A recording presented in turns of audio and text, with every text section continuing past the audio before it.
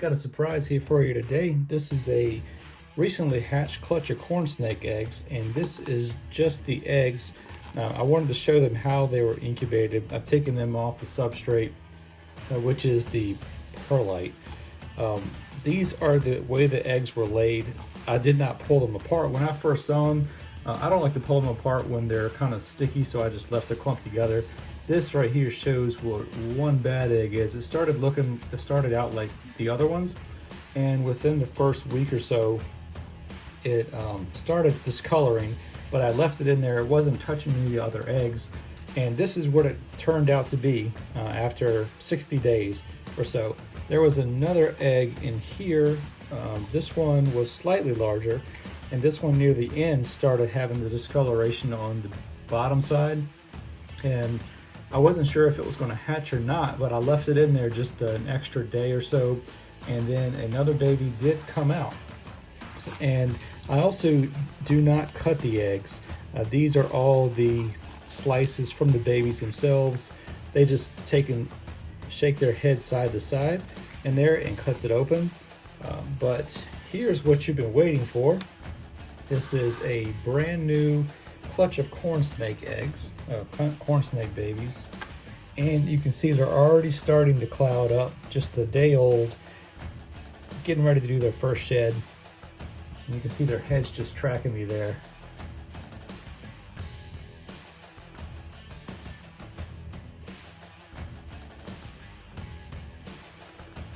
I don't want to separate them just by pulling them. You want to pick them up gently. And I believe there should be 16 altogether in there. So what I'm going to do is I'm going to go ahead and set them up in their new enclosures. And then once they've had their first shed, then I'll give them a meal. And then we'll do another video that'll be determining their sex and also try to determine any morphs. You can see here there's a little variation here in this clutch.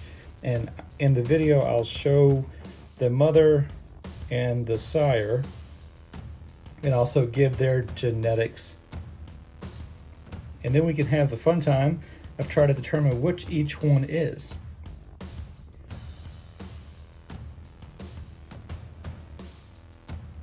But they all look really healthy. Nobody's lagging behind there. Make sure they don't hop out. But look at all those babies. That's what the fun part is about breeding. So where else would you be able to handle this many babies at one time?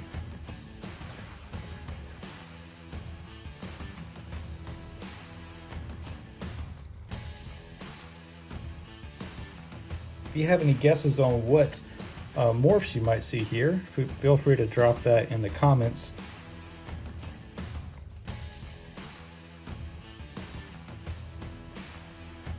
That one snuck out.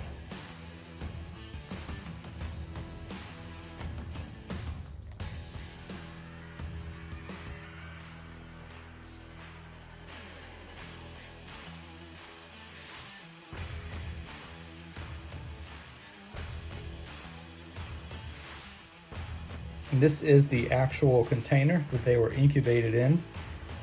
I set them in for 82 degrees, and right at about the 60-day mark, they hatched out.